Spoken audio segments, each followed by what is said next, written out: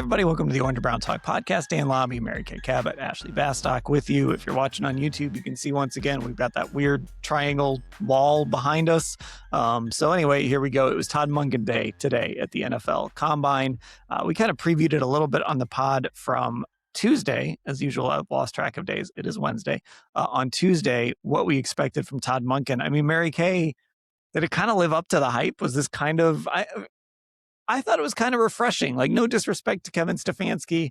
Obviously, he did a very good job when he was here, but we just sort of knew, like, he's not going to answer any questions. He's not going to say anything. I thought it was kind of refreshing to have a head coach who gave us real answers today. Yeah, and he did that. He really did. Pretty much anything that we asked him, he gave us a thoughtful answer with some substance to it. And that's what the fans want. That's what we're trying to provide. And so it's a change of pace. And I think it's going to be fun to cover Todd Monken. I think he's going to give us some things. I think he's going to give the fans answers. And that's what everybody wants. Even when, I asked him about Shedeur Sanders today, he was very forthcoming about Shedeur Sanders' skill set and his mobility.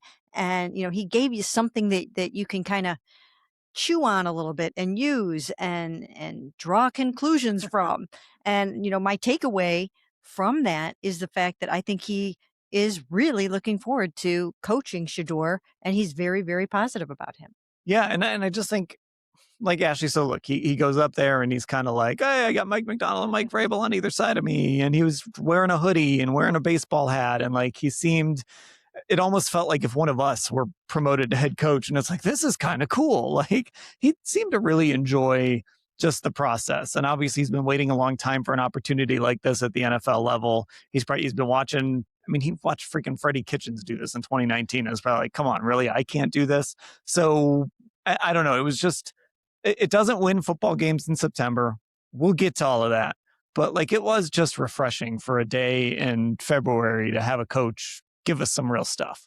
Yeah, I mean, I said this right after I think Kevin got fired. I do think the fan base, part of the reason why they were so frustrated was not just the losing, but it was like they were getting to a point where even they were being sort of ground down by his non-answers in press conferences. Like, it didn't buy him any goodwill. And I think like by the end, there should have been some kind of strategy change there, but Kevin is going to hold steadfast, and he did until the bitter end. But I think I said this on the radio today too, because they asked, like, was this the most positive we've heard anyone talk about Shedeur Sanders? And I said, like, I think a big part of it is like Kevin Stefanski just truly got up there most of the time and said nothing. He didn't want to make a headline. And yes, I think Todd was positive about him today. I thought Todd was also like honest about the open competition side of things, but it just is a genuineness that I think Browns fans just haven't been used to because of the way Kevin Stefanski handled these pressers. Yeah, it was so buttoned up. It just almost felt like that, when there was this stress level around the team, this angst in this fan base, that having a head coach that didn't express any emotion, that just frustrated fans even more. So anyway, I think fans are going to enjoy this. I think certainly we're going to enjoy this. I think there's going to be some days when it's like, oh, I can't believe he just said that. Maybe after losses even, there might be some, oh, I can't believe he just said that. But we'll cross all those bridges when we get to them. So let's talk a little more about this quarterback thing. You both mentioned Shedeur Sanders. Mary Kay, first question to Todd Monken today. You asked him about Shedeur Sanders. He said that elite playmaker, right? That he's an elite playmaker. That's in there. I just thought he was and we're going to talk about Deshaun Watson too, who he is also very complimentary of. I just thought it was interesting that he offered such high praise for Shedeur Sanders, really without even blinking. Right, because on the day that he gave his introductory press conference, when he was talking about Shedeur Sanders, he spoke in terms of how he has a long way to go in terms of his development. But today I asked him, can he be ready to start for this team week 1? And he said, sure he can. And he was unequivocal about that. He believes that they can coach him up and get him to the point where he can start day 1 and he will have a bolstered supporting cast, an overhauled offensive line, some more weapons to work with, and he will have all of those or half of those first team reps. Deshaun Watson probably will have the other half unless they bring somebody else in. And they're going to give him a real chance. And they feel like he's going to be able to rise to the occasion. And then also I asked him about Shedeur Sanders' mobility. Does he have the kind of mobility that you need to run the offense that you want to run. We know he's coming off of 3 years with Lamar Jackson, and he likes a mobile quarterback. And he said he's more elusive than I thought he would be. He can extend plays, he can do those kinds of things. He was surprised by that trait.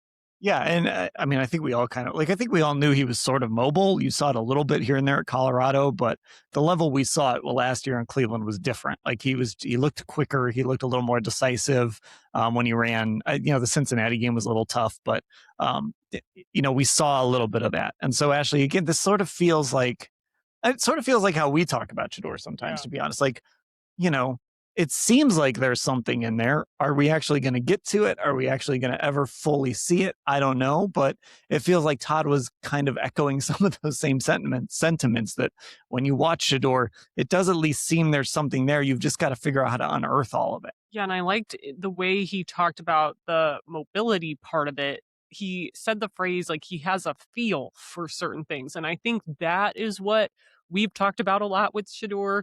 And you just sort of sense it's like this X factor. It's intrinsic. It's something I think that's really hard to coach. Like he has a feel for certain big plays and for when to use his legs, maybe how to escape certain situations. It's by no means perfect. And, he talked about still like his development. There's still a lot they should and can do with him, they think. But that sort of X Factory stuff that he was alluding to, like, I think when Shadeur's been at his best, that's what we've seen as well, too.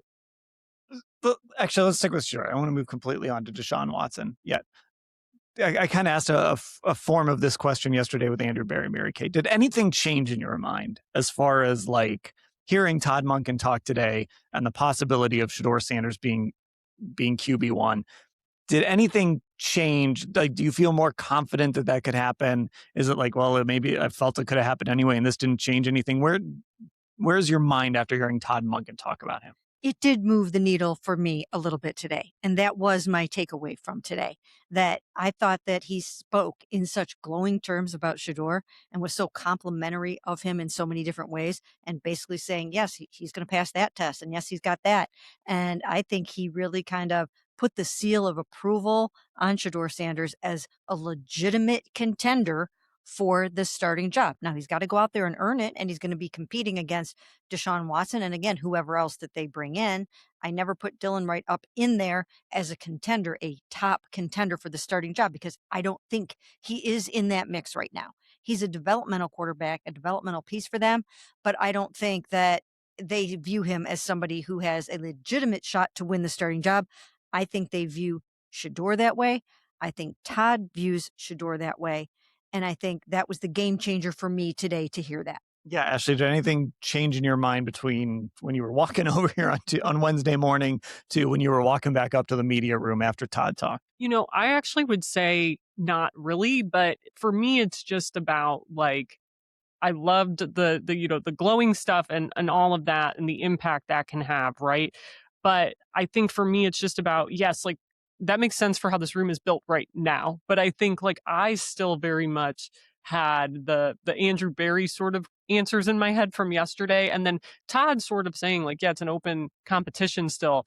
I'm still like, what is going to come down the pike here a little bit with them? So I don't know exactly if it changed where I was, but I was kind of already feeling like Shedeur was a really strong candidate to potentially win that starting job, at least right now. And then we'll see what else happens.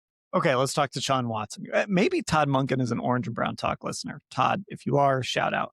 Because again, I feel like with Deshaun, he mentioned a lot of the same things that we always talk about with him. Like he has been at one point in his career an elite quarterback. Now that was a long time ago. That was back in 2020. But if you can harness some of that, if you can rekindle some of that, maybe you have at worst a guy who can be a starter at the beginning of next season for you.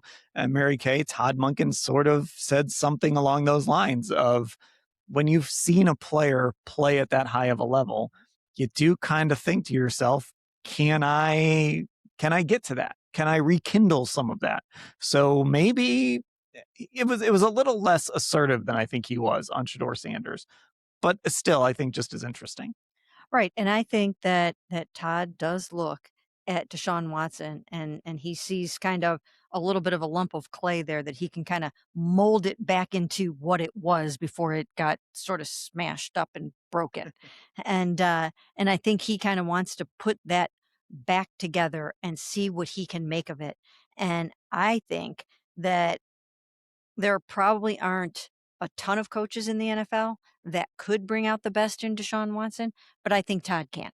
I think Todd can. If there's something there, I think he will find it and bring it out. There are some others that can do that, but I think Todd has what it takes. He's coached Lamar Jackson. He knows how to work with a dual threat quarterback like that. He has some of those college concepts still in his mind. I mean, he coached, uh, you know, air raid, spread, all that kind of stuff.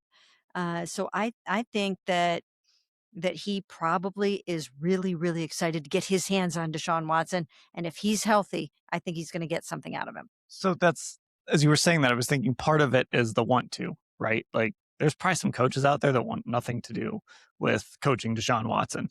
They're like, we're done, we're good, we've seen enough. I just think Todd is really open-minded with these guys. And I don't think it means that, you know, Shedeur is going to be the franchise quarterback or Deshaun's going to suddenly become the franchise quarterback and look like 2020 Deshaun again. But I think just overall, Ashley, it's this open-mindedness. It's this idea of like, all right, let's see what we've got here. Let's see what we've got in this guy. Or, and then if they go out and get a Ty Simpson or, sign Malik Willis or whatever, okay, let's see what we can do with this guy. But I think with Todd, there is an open-mindedness to all of this. And I think that's the big piece of the Deshaun Watson discussion is I just think he's open to it. And I'm not sure how many other coaches would have been. Yeah, and to build off of what Mary Kay said, like I think not only is he open to it, but he's very confident in himself. And like that is sort of what it takes because if you're Todd Monken and you have a high opinion of your abilities as an offensive head coach, you're going to look at a former Pro Bowl quarterback who, at least prior to these two Achilles injuries was really mobile. That's what you pride yourself on as a football coach in general, your ability to coach those kinds of guys. You're going to look at that situation and say, if anyone can get something out of Deshaun Watson, it is me, Todd Monken. And I think that's kind of what you want in a head coach at all in this job, especially right now when there's not an answer. So I'm kind of not surprised again when he says positive things about Deshaun Watson and at least the player that Deshaun Watson was. It doesn't surprise me that someone with Todd Monken's like decades of experience and experience with all these different quarterbacks looks at the situation and says, maybe there's something still there and maybe I'm the guy that can rediscover that. And that might also just be the hand he gets dealt this year too. To Ashley's point earlier, we don't know if they're going to sign somebody or draft somebody. Like we're still so far away from having all of those answers. But there is an element of this, Mary Kay, that's like, this is just sort of the hand he might be dealt when all is said and done. I mean, I'm sitting here and people are walking by and I'm thinking if they're wondering like, oh my God, they're talking about Deshaun Watson still. But yeah, like that's the reality of this situation. And so maybe Todd understands like, maybe I'm not going to be able to get the exact guy I want right now, but he's 60 years old. He's got to at least somehow make this thing look, does he have to win 10 games next year? No, but he's got to make this thing look better. So whatever you give him, he's going to try and figure it out and try to make it work. That's right. And I think that there are a couple of things at play here. First of all, I really have to wonder how the arm is going to be for Deshaun Watson because the arm was not good the last time he was out there playing for the Cleveland Browns. He was coming off of shoulder surgery and no one had ever come back from this kind of shoulder injury before or had even had this type of shoulder surgery before as a quarterback that I could find in the NFL. So it was kind of unique and he just wasn't himself from that standpoint. And then I don't know of many quarterbacks that have come back from 2 Achilles surgeries. Especially mobile quarterbacks. Mobile quarterbacks. So Aaron Rodgers had an Achilles surgery, but this is the second Achilles surgery to repair a tear of the original injury. And I don't know of anybody that has come back from something like that. So he's got a lot to overcome from a physical standpoint, but sometimes some players are just physical freaks and they overcome these things and they heal very well. So if the arm is going to hold up and the Achilles is going to hold up, then he may be able to bounce back from this. So I'm very curious about that. And then the other part of this is, and this holds true for Shedeur or Deshaun or Ty Simpson or Malik Willis or whoever else they bring in. And that is, you have to have a great supporting cast. And I still think that the Browns need more weapons. I think they need more weapons, high level weapons. So that's where I'm at in that regard. I still think I would be adding two really good 1,000-yard caliber type receivers of some sort. I just think that, you're only going to be as good as your skill players. So, as you were talking about that too, the other thing I'm thinking is like, this is sort of set up kind of okay for Deshaun Watson in a lot of ways, just when you talk about that recovery, because the other part of it is not a lot of guys get as long as he's had to recover. And so we're looking at, he had that second surgery in January and they basically just shut him down. I know they brought him back to practice for a few weeks, but that's not like full go football. So he's been shut down now for pretty much 13 months since that second surgery. And by the time he gets back on the field, it'll be May, late April, early May. Right. He'll be going full go in training camp in July. I mean, actually having that much time, maybe that could be beneficial for him. I mean, this isn't the first time we've talked about this with Deshaun Watson either. Like, it's sort of unknowable now, but you think about, because some people be like, well, he's too old now and he's had these surgeries. But comparatively, now, granted, one of his breaks was because of a suspension. The other one was because the Texans kind of didn't want anything to do with him after a contract dispute. And then all of the sexual misconduct allegations came out. But he's had a lot of time away from the game of football, but away from getting hit, away from other injuries that guys just haven't, had the luxury of. So I think, like, even though like his real age might not match his football age still right now. So if he is healthy and is able to rebound from these injuries, that to me is another like interesting component of all of this, that maybe it's like, even though these injuries weren't ideal and they were big injuries, like maybe it slowed the tread coming off the tires a little bit in the long term of his career, and how the longevity of that is going to play out. Okay, Mary Kay, do you have another like takeaway today from Todd Monken? Just kind of general, like when you walked away, something that kind of stuck with you. One of the things that that is sticking with me a little bit in regards to Todd Monken is the fact that he assembled a really young, energetic, high vibe staff. None of them the coordinators have never been coordinators before. He's never been a head coach before. So it's new, new, new all the way across the board. And it reminds me in some ways of the Bill Belichick staff back in the early 1990s. These were all young guys. A lot of them were unknown. And as Todd Monken said today about, and Ashley wrote about Mike Rutenberg, like, this is his time. It's his time to step up and show what he can do. And I think that that they all sort of feel that way. They're all getting promoted into new key roles, as is Todd, and they all have a lot to prove. And I'm quite interested to see how it all works out. Yeah, Ashley, did you have like a takeaway from Todd? Yeah, I mean, it was kind of the stuff he said about Mike Rutenberg, and it's probably my takeaway because I wrote about it. And after a long day, that's what I'm prepared to really talk about right now. But the it was his time thing. Like, I think it's been interesting to go back and see what was said about Mike Rutenberg this week, because he's one of these guys that's been getting a lot of praise, not just from Todd Monken today, not just from Andrew Berry yesterday, but Robert Saleh got asked about him. He said they almost hired him to be their defensive coordinator in Tennessee. Those two have obviously worked together. We've talked about that connection. It's a big reason of why the Browns like him, because he has a knowledge of a similar defensive system. And even Kevin Stefanski had some praise for him yesterday. They didn't have much time together in Atlanta, but I thought Robert Saleh, what he said was very similar to what Jeff Ulbrich, the Atlanta DC, said a few weeks ago about him, that like he was going to get a job eventually, whether it was this cycle, whether it was the next cycle. And then the adjective Andrew Berry used to describe him yesterday was high octane, to Mary Kay's bigger point. So, we haven't gotten to meet these guys yet. I'm very interested, obviously, when we do, in meeting him. And Todd today brought up, this fact that they're first time coordinators. it's like, well, Todd's going to call the plays on the offense. So that's one thing you don't have to worry about. Uh, Byron Storer obviously has a lot of experience and was an assistant coordinator under one of the best coordinators in the game in Green Bay.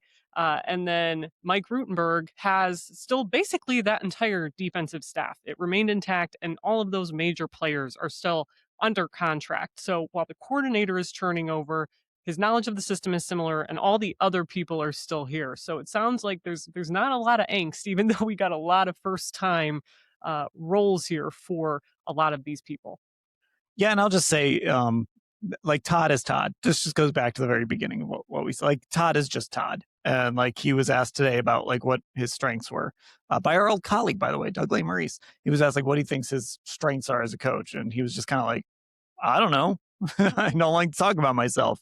And then, yeah, I kind of followed up in our side scrum, and he was kind of like, I just don't understand the question. Like, it doesn't mean anything to me, basically. And he swore a bunch, and he, I hope the Browns had their 7-second delay. Like I mentioned, he was talking about who he was in between at the podiums, and he was blaming Browns radio for making him late to his interview today. So it was just, Todd is going to be Todd. And I think fans are going to enjoy that. Now, if they're losing a bunch of games, that changes things.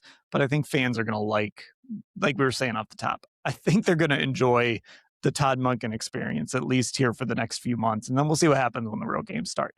Okay, so we're keeping it short today. We will circle back up on Thursday. We'll have a little more time to kind of flesh some of this stuff out. But just a quick pod here for you on day 2 of the NFL Combine. Make sure on all your socials, look for Orange and Brown Talk. We've got a bunch of clips up on YouTube, TikTok, Instagram, Twitter, everywhere. YouTube, Cleveland Browns on cleveland.com from today. So go check those out. For Mary Kay and Ashley, I'm Dan. Thanks for listening, everybody.